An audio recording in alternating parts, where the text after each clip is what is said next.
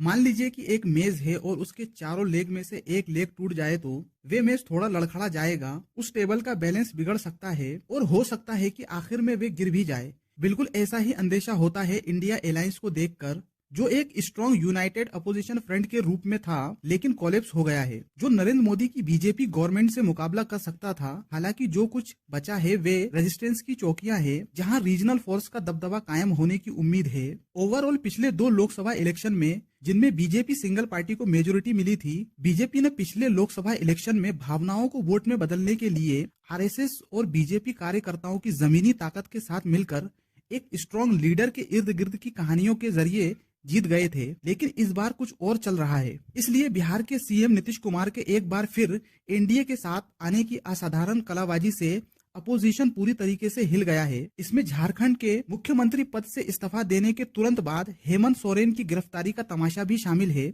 इसके अलावा राष्ट्रीय जनता दल के लीडर्स और लालू प्रसाद यादव और तेजस्वी यादव से इन्फोर्समेंट डायरेक्टरेट इंट्रोगेशन और दिल्ली के सीएम अरविंद केजरीवाल को बार बार जारी किए गए समन से पता चलता है कि साइकोलॉजिकल वॉरफेयर अपोजिशन के खिलाफ तेज हो रही है। यहाँ बीजेपी का संदेश साफ है, हम आपके सदस्य को लालच देंगे और आपकी पार्टी को डिवाइड कर देंगे, आपकी पार्टी के सहयोगी को परेशान करेंगे और जरूरत पड़ने पर गिरफ्तार भी करेंगे, होगा तो हम आपको करप्ट भी बताएंगे।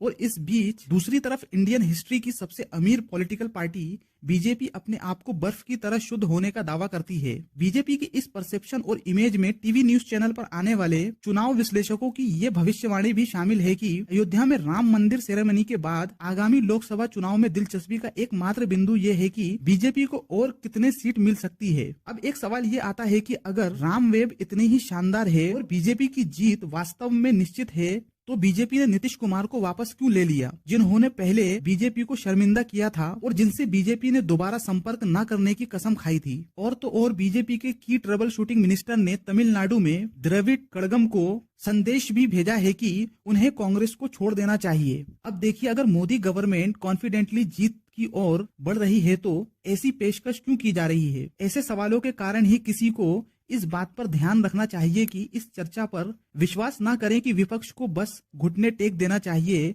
और लुढ़क जाना चाहिए और शक्तिशाली ताकत के सामने समर्पण कर देना चाहिए। समझ लें कि लोगों का एक कैंपेन चल रहा है जिसमें मोदी को हराना नामुमकिन, अनबीटेबल बता रहे हैं और लोगों को ये मनवाने की कोशिश कर रहे हैं कि मोदी रियली पावरफुल है और इंडिया दूसरे देशों से बहुत अच्छा कर रहा है। इसमें कोई संदेह नहीं हो सकता है कि जिस तरह 2019 का चुनाव भारत के इतिहास में सबसे महंगा था और कुछ अनुमान के अनुसार दुनिया में सबसे महंगे में से एक 2016 में डोनाल्ड ट्रंप के यूएस इलेक्शन को भी मात देते हुए 2024 के लिए मोदी अभियान हो सकता है। इलेक्शन नजदीक आते ही इन दिनों नेशनल कैपिटल में कई सवाल उठ रहे हैं। क्या बीजेपी को पार्लियामेंट की 3/4 मेजोरिटी मिल सकती है? अगर ऐसा होता है तो क्या ये 2025 तक संविधान में संशोधन करने का प्रयास करेंगे, जिस साल आरएसएस की 100वीं एनिवर्सरी होगी? क्या मोदी रशिया के व्लादिमीर पुतिन की तरह अपने लिए एक परमानेंट कुर्सी बना पाएंगे? इसके बाद 2026 तक सीटों का डिलिमिटेशन की अनुमति दी जाएगी। डिलिमिटेशन का मतलब होता है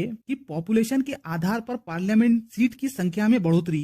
इससे नॉर्थ के स्टेट की सीट की संख्या में बढ़ोतरी होने का अंदेशा है, जबकि साउथ में उन स्टेट की तुलना में जो पॉपुलेशन ग्रोथ को कम करने में कामयाब रहे हैं। या इससे बीजेपी और मोदी एक राष्ट्र एक चुनाव के अपने घोषित लक्ष्य के करीब आ जाएंगे। इस ऑर्गेनाइज इलेक्शनरिंग मशीन के सामने इंडिया ब्लॉक लड़खड़ा गया है। अलायंस के बीच लगातार झगड़े हो रहे हैं जो उसकी यूनिटी और इफेक्टिवनेस को कमजोर कर रहा है। कांग्रेस सहित कोई भी पार्टी आगे बढ़ने के लिए तैयार नहीं है और सीट नेगोशिएशन में भी गैर जरूरी तौर पर देरी देखने को मिली है। इसके अलावा कुछ सरप्राइजिंग टर्न और ट्विस्ट भी देखने को मिल रही हैं। एग्जाम्पल के तौर पर जब 2 opposition chief minister Mamata Banerjee और अरविंद केजरीवाल ने पीएम फेस के रूप में कांग्रेस प्रेसिडेंट मल्लिकार्जुन खड़गे का नाम आगे किया तो कांग्रेस ने संदेह के साथ क्यों रिएक्ट किया? केजरीवाल ने इस बारे में डेटा भी साझा किया कि ऐसे खड़गे को पीएम के रूप में पेश करने से अलायंस को मदद मिलेगी, क्योंकि कांग्रेस प्रेसिडेंट की सोशल ओरिजिन और पोटेंशियल क्रिएट करने और पूरे इंडिया में दलित वोट्स को आकर्षित करने की क्षमता है।